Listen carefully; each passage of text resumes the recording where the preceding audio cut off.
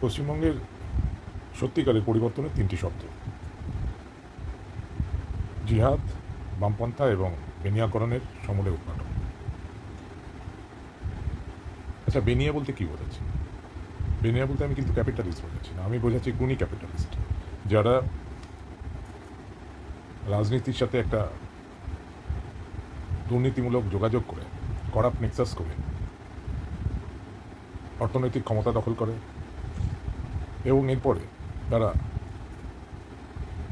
রাজনীতির funding body হয়ে রাজনীতিকে নিয়ন্ত্রণ করে। ফলে একটা ভিসিআর সাইকেল তৈরি হয়। এরা সমাজে যে ব্যবসা করে তা এক ধরনের মিডিলম্যানশিপ, ইনোভেটিভ না। রাজনৈতিক যোগসূত্রে বিভিন্ন ধরনের টেন্ডার পেয়ে তারা একটা বিশেষ অর্থনৈতিক গোষ্ঠী তৈরি হয়, একটা ইকোসিস্টেম তৈরি করে।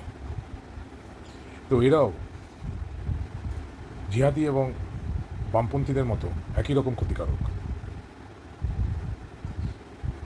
এবং একসময় বামপন্থীরা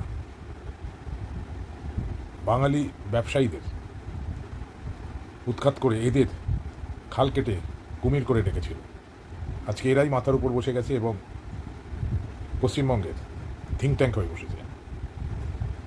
তাই জিহাদ, বামপন্থা এবং বেনিয়াকরণের সমূলে উৎপাটন না হলে পরিবর্তন আসবে না।